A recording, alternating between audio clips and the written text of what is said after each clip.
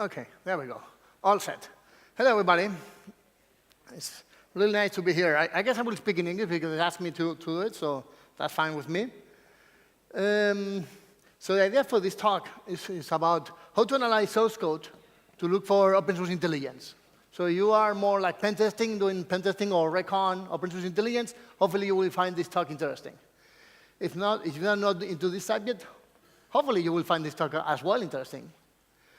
So let's move on because I think we are bad in time, so I guess I will move forward. Okay, my name is Simon Roses. I usually go to a conference, and INCIBE has invited me here to speak, so thanks. Really appreciate it.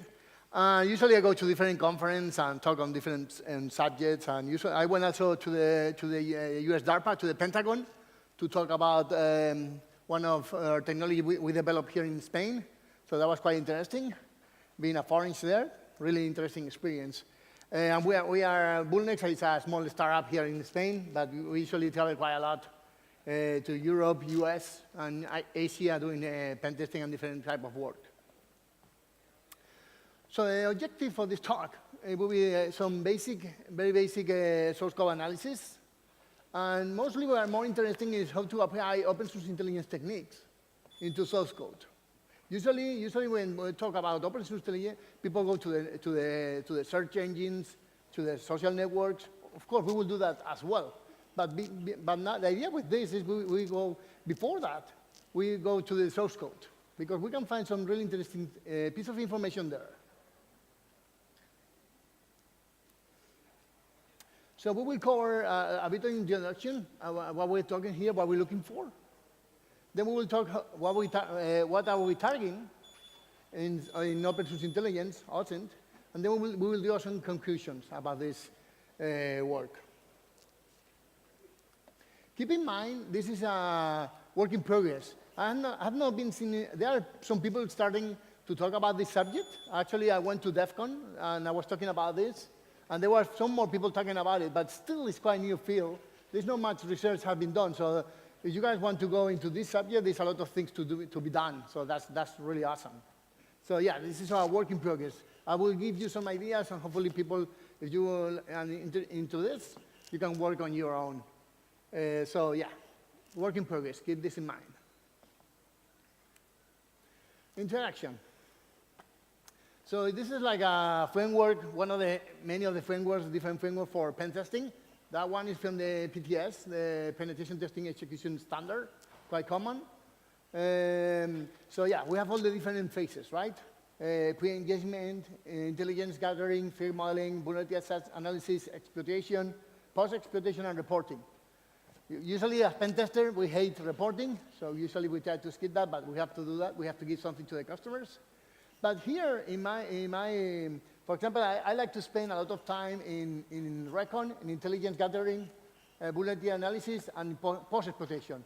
Usually exploitation is fun to write an exploit, but you just should launch the exploit and you get access. But post-exploitation is really funny as well. But today I'm not going to talk about too much post-exploitation, so I will focus mostly in intelligence gathering. So the target, developers. I'm sure many of you will recognize Stephen Ballmer, former Microsoft CEO, and he was talking about developers. In case of Microsoft, of course, it's one of the most important ththing besides the source code. But actually, I would say even the people is more important than the source code. But still, developers is very, and many companies. Microsoft is a technology company, right? It's a software company. But even in other companies that they are not technology focused, developers are starting to get a lot of attraction. For example, in many fintechs and financial companies, developers, science people are getting more important than financial people. So the same, developers. So in our target here, what we are doing here right now instead, for example, I have to do a pen testing in a company, I will target developers. And that's the approach I'm following here. Why? Because usually developers are technical people, as us, of course, but usually they're not security savvy, meaning they usually are not that familiar with security and all that stuff. So that's perfect for us. And also they are also very influencers. They can influence the higher management, the top level management to buy this technology or make some trial, go for this company. So usually they have a lot of, they can influence the management. So that's perfect. So that's perfect for us as Pentesters to target them. Usually they have also access to many critical systems or information and systems because they are the developers, they have to get access to the systems and the data. And from a Pentester point of view, when we are doing this, when we are targeting the developers, there are things we can exploit. And we love that. One of the first things we can exploit is science fiction. Probably the chances are developers will love, and even not necessarily developers, but most of the developers I know, they do love science fiction. That's something we can think about it. Of course, there are also many of them like anime, Japanese cartoons. Of course, porn. Internet is for porn, right? So that's something we can target. And of course, beer. So there are different things, subjects we can exploit. And we are looking for all this intelligence about our company. That's something we have to keep in mind. That's something, stuff we can use to get access to systems. The methodology we are following is quite simple.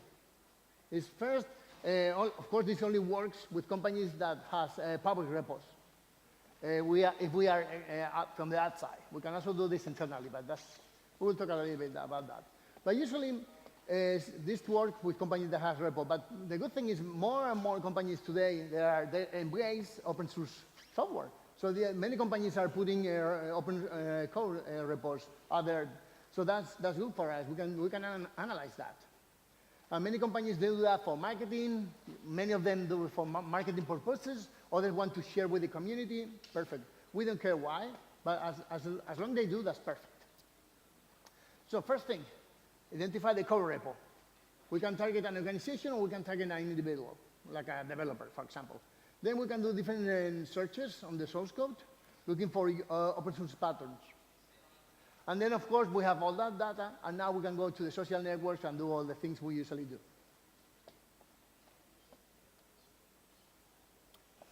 In code repositories, we have a bunch of different repos we can go right now, right? We have GitHub. Probably right now, I think it's one of the best, or the top, I would say, right now in public repos, right? Pretty much all the companies, or many companies at least, have a public repo there. We can go there and check out what have published. So GitHub will be one of the top places I will go. Bitbucket, SourceForge, CodePrex from Microsoft, Google Code from Google, of course. So there's a bunch of different, and there are many more, actually. Those are just one of the top code repos available, but there are many more. And usually also that's externally, right? We are doing a pen testing from the outside, so we can go to these code reports and check it out what's there. But actually, we have access internally to the network. Internally, many companies are also putting internal reports. And internal reports are also very interesting because we can also do changes to the code. If we are malicious, we are not. We are just doing pen testing to help the company. But attackers are using these internal reports to make changes. That happened to Linux kernel a few years ago. Well, some years ago, and there have been several cases that people are that hackers are abusing the internal repos code. So yeah, internally we are doing an internal pen testing. We should also look for the code repos if they have any, like Jenkins or Apache Subversion. So there are a bunch of popular reports that companies are using internally. So keep that in mind when you guys are doing an internal pen testing. Look for that because chances you will find some interesting stuff there. And usually it's not very well protected as well. So what we're looking for? Doing just intelligence gathering, we look from the classic stuff. We have IPs, domain names, URLs, emails, credit cards, phone numbers. Yeah, we can find some of this stuff in source code. So that's perfect. We can use that. But also we can now start looking for new things. We can look for Twitter alias. People are starting to put their Twitter in source code. They do comments, and that's perfect. We can analyze the comments to see what people say. That's quite interesting, and we will talk about that in a little bit. And also we can see the activity. When people are working, what time of the day, what days. So we can get an idea of the activity of the company, how people are working. So that's perfect. For example, in Microsoft, there's pretty much 24 hours. So people can go where they want. So yeah, you look at the activity, you will see pretty much 24 hours people run the code. But yeah, that's not very common. So, and that, for example, the activity is very, people use that a lot when you do, for example, malware analysis. But we can do the same for source code. We can get an idea how long, how fast, when are people making changes to the code. Okay, so that's perfect. We can get an idea. The idea here is to get a feeling of the company, of the developers at the end. Okay, so now we will move to open source the developers. Some ideas here. Usually source code, I mean, usually when you have to do code reviews, I usually do a lot of code reviews for the customers, and they don't give me anything. They just give me the code. Actually, it's the only thing I need. But documentation is also nice, but usually you don't get that. Yeah, so in this case, we have to read the code. There's no other way.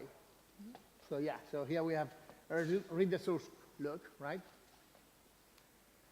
And here we have, so now we are going to see some examples of pieces of information we can get. For example, we have here a fuzzing tool, a well-known fuzzing tool, so I'm sure many of you are familiar with this fuzzing tool. The American fuzzy loop is one of the most popular fuzzers right now. And here, look in this, we have just one of the files. This is the comment at the start of the file, and we have some comments here. But now I have some pieces of information here. So I have a name, I have an email address, a domain, and a company name. So now I have different pieces of information by just reading the source code. I didn't start looking, for example, let's say I have to do a pen testing for this company. So I don't go to the search engines right now. First, what I do is I go to the code reports to see what's there. And now I start to get in a lot of information and have not done any search yet. That's quite interesting.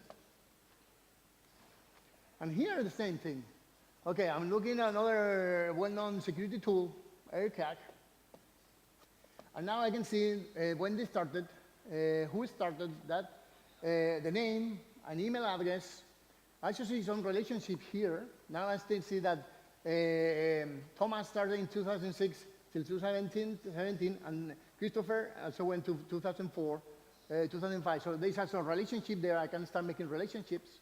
So that's interesting. That's something we have to also keep in mind when targeting companies.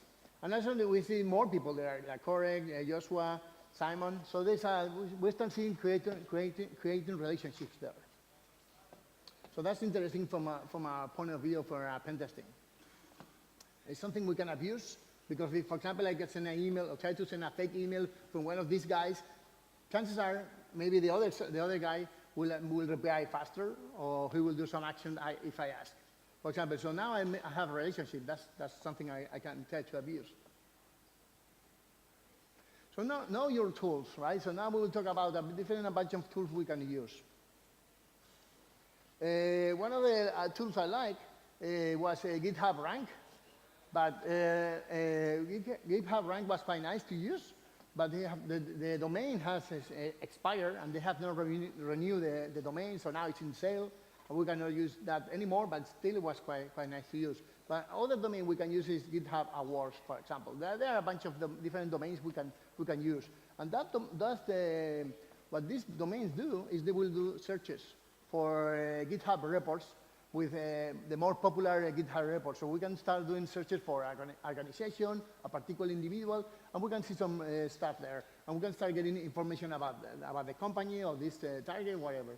So that's quite interesting, nice to use these kind of sites to see how active they are. Another tool I like is GitHub. GitHub was created I think 2 years ago. And it was a tool developed to perform reconnaissance in GitHub reports.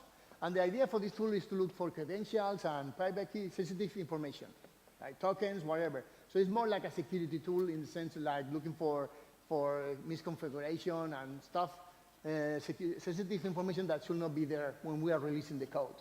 But we can also use for open source intelligence, because this tool also gathers the persons behind the code and the Twitter and different type of information. So it's quite nice to use.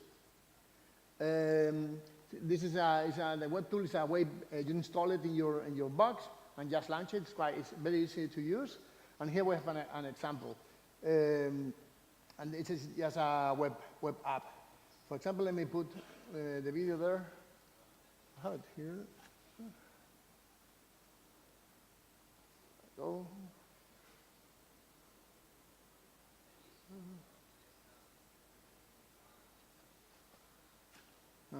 There. Okay. Okay. There we go. So about that, I have to. Can I get that bigger? Let me try to change that. Where is the mouse? Let me change that.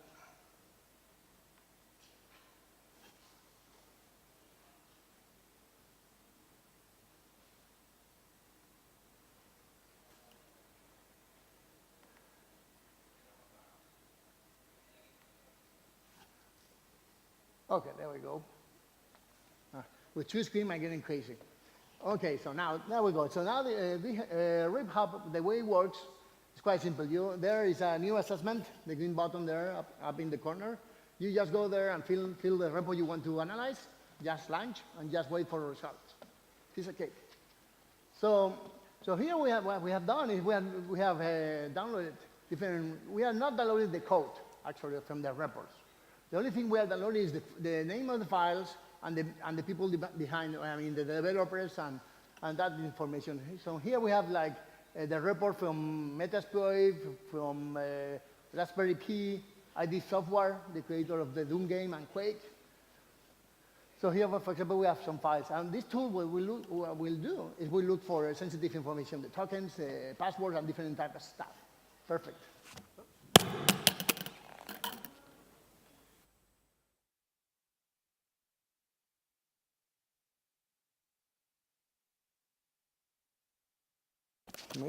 Yeah, I think I'm all set. Okay, so sorry about that. So here, for example, we have one of the developers of Raspberry Pi, Damien. And from now looking for this, I know the name, I have a picture, I have the name, I have a Twitter account, I have location. So I'm starting to get a lot of information about this guy. So that's quite nice. Especially when I'm doing pen testing for a company. If I'm doing for a pen testing for Raspberry Pi, for example, for the foundation, I'm starting getting information about them. Another guy here, and so same here. We have email, name. So there's a bunch of different. So I can start getting all that info about this guy.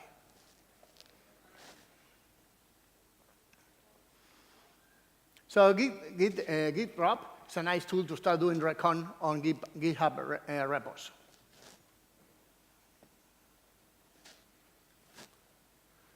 Okay.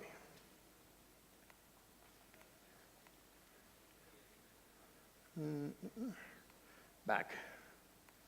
Okay. So that was a GitHub, quite nice tool to use. Very simple. Perfect. So we have also, you can also write your own tools, and usually at the end we also do that, because many times we want some custom stuff.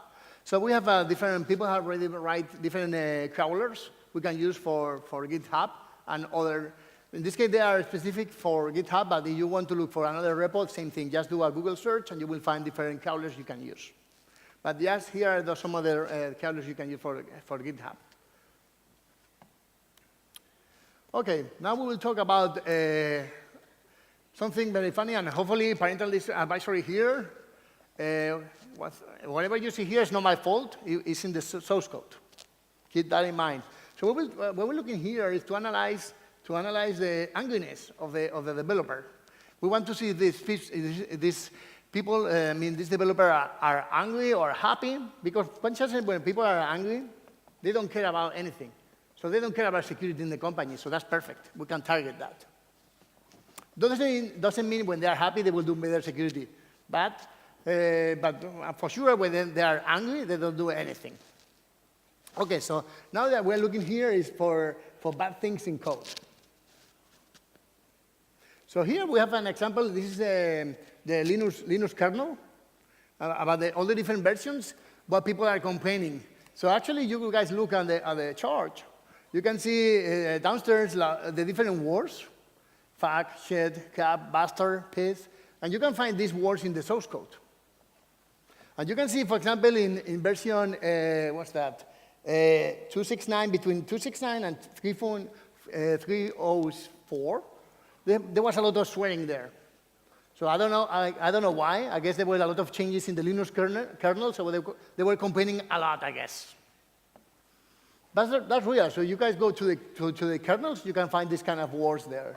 So it's quite interesting to see what's going on, what the developers are saying about the code. If we are doing code reviews, that's also good for us. We can look for this kind of words, and chances are we can find a bug there. But not everything is about bad words. There's also some good words there. And the same here. So we have also some love, good, nice, sweet, and kiss. So not everything is bad words. There's also some good words. That's fine.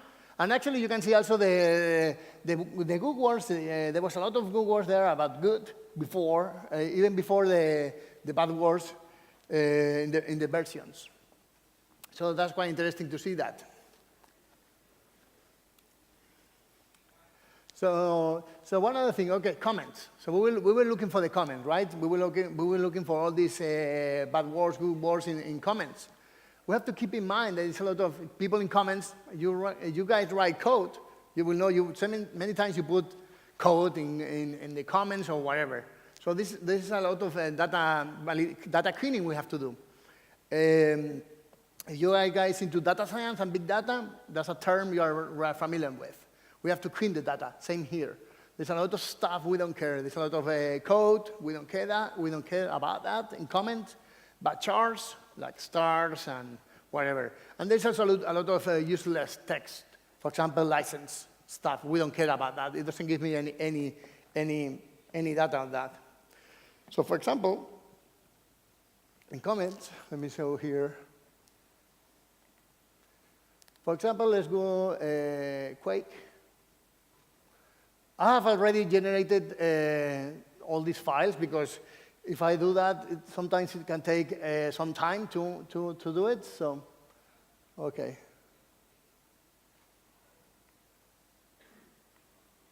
So this is the source code for Quake.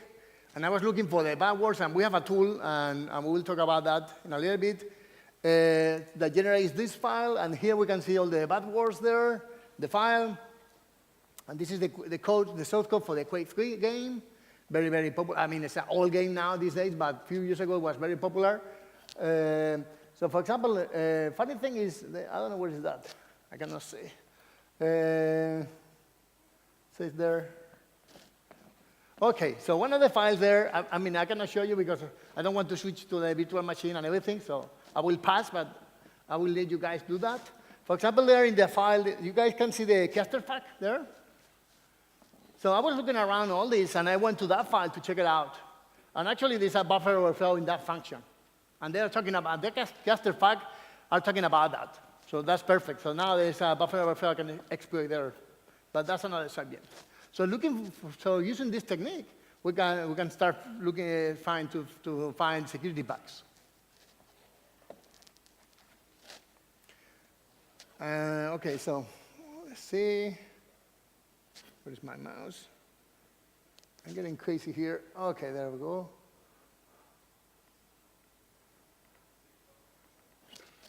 There we go.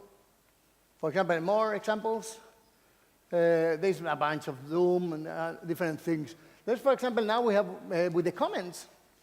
As you can see, let's take an example there. I cannot see. OK, there we go. So, for example, we have an example here of one of the projects we are checking, and this is the comment. We are extract all the comments from all the files in this project. So here, as you can see, there's a lot of cleaning to do. So that's one of the things we are working right now: how to clean all this stuff. So yeah, there are some interesting comments, but we have to find them. The rest is junk. We don't care. So now, yeah, we are working on different techniques to satinize all this information. Work in progress, but still quite interesting. Okay, so when you have some satinized data, we can go to the social networks. And now we have done is we have picked on different developers, and we want to analyze. We have done a sentiment analysis. We just to see how happy or angry they are in Twitter, for example. So we did that.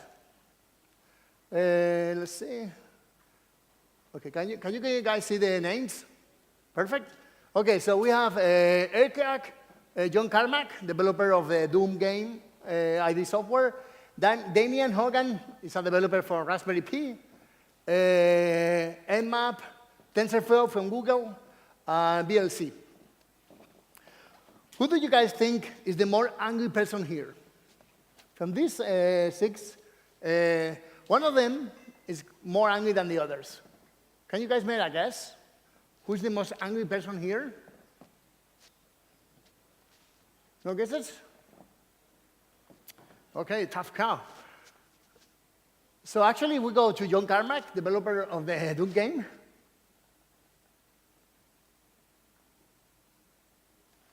As you can see here, actually, he has in Twitter, we took around 300 comments, something like that, and we analyzed that to see if they're happy, angry, or neutral.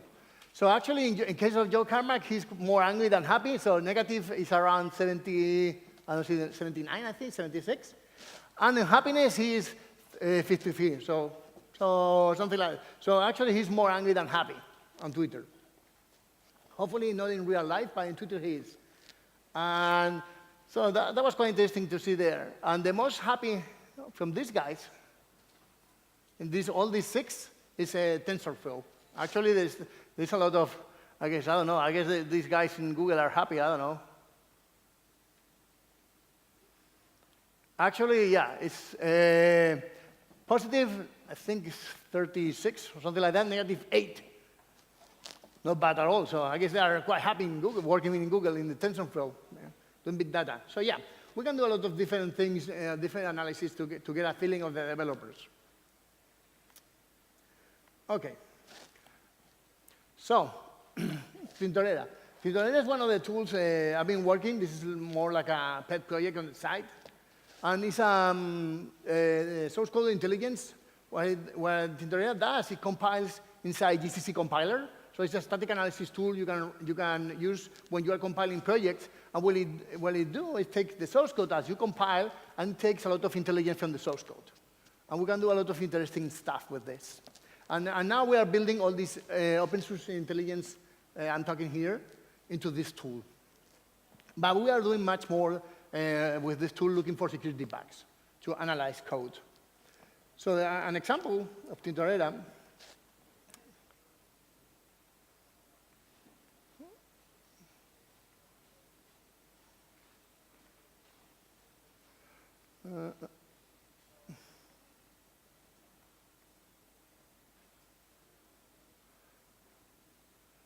Okay, we're there.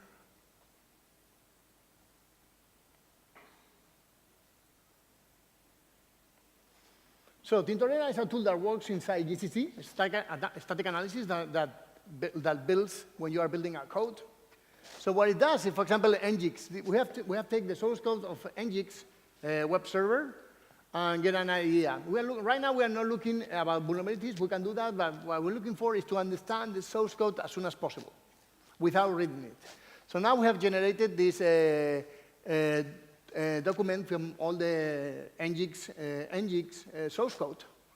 And it's telling me how many files, functions, basic blocks, line of code, different type of API. We have identified different API calls in the source code. All the different gimples. There's our internal stuff inside GCC compiler. And here we have all the different files. One of the interesting things about this is it also tries to calculate how long it will take me to review the entire source code.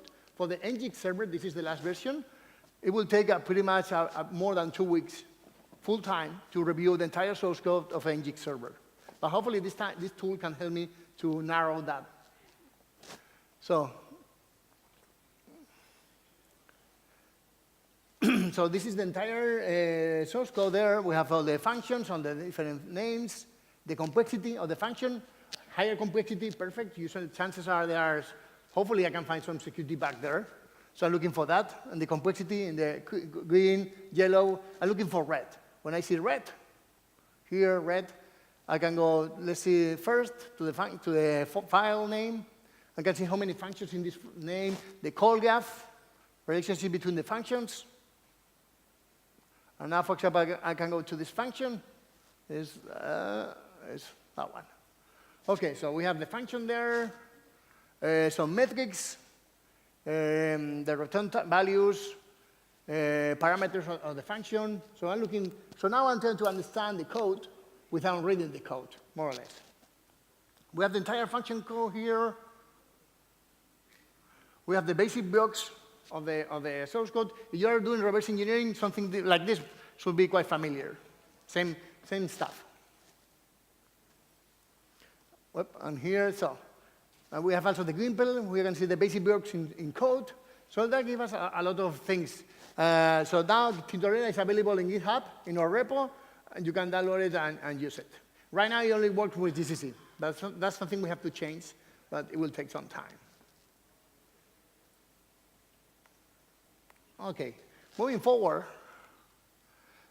So actually, you can also do like regular regex expressions, and you can find a lot of stuff in source code. For example, yeah, regex is your friend, right? And data we are looking for, like IP, links, emails, so the things we were talking before, like all the open source patterns, like domain names, URLs, Twitter's account, alias, in this case, comments. So there's a lot of stuff we can look in source code. For example, here there's an expression here in TensorFlow. For example, you have to do a pen testing in this company. What's that? I'm not sure. OK, time up. OK.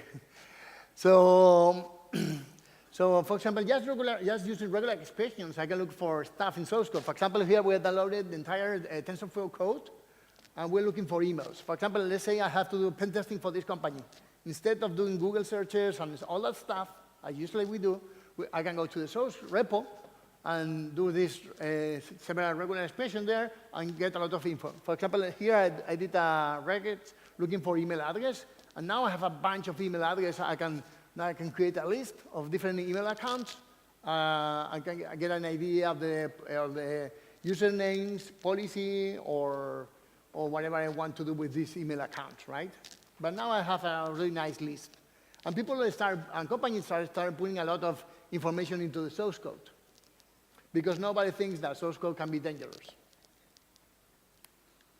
OK, I will skip this, just in case.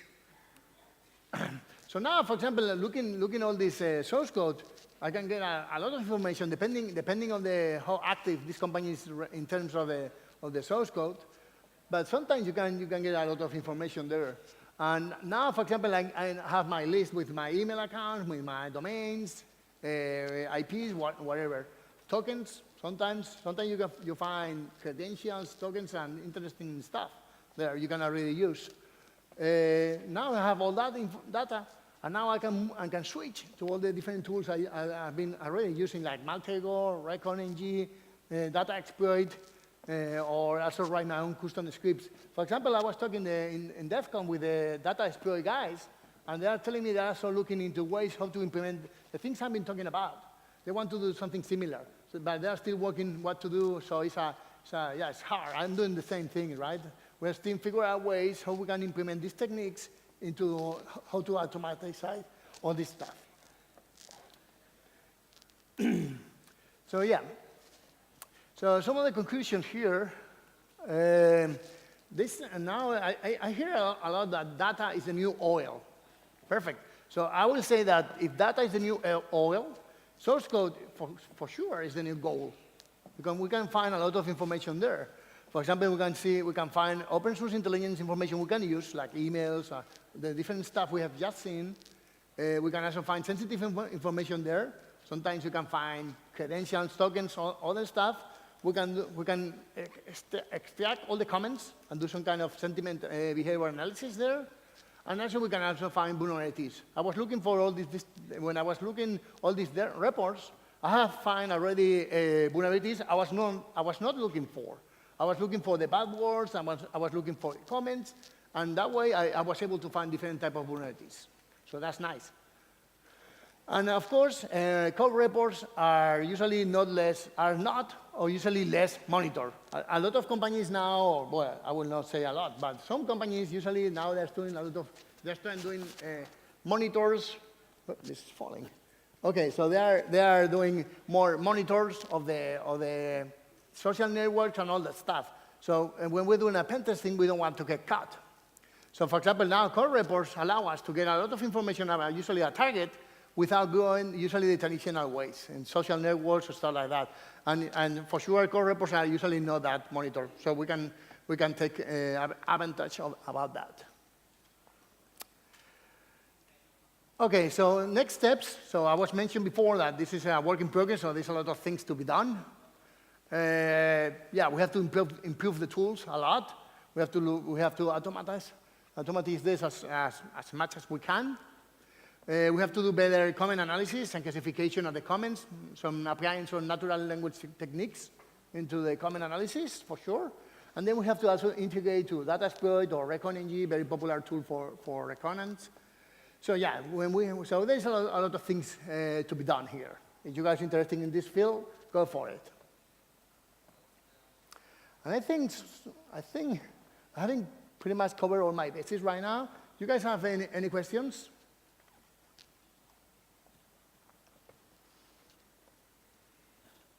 No? Perfect. So the other thing is I want to wish good luck to all the teams tomorrow and enjoy the CTF. Thanks.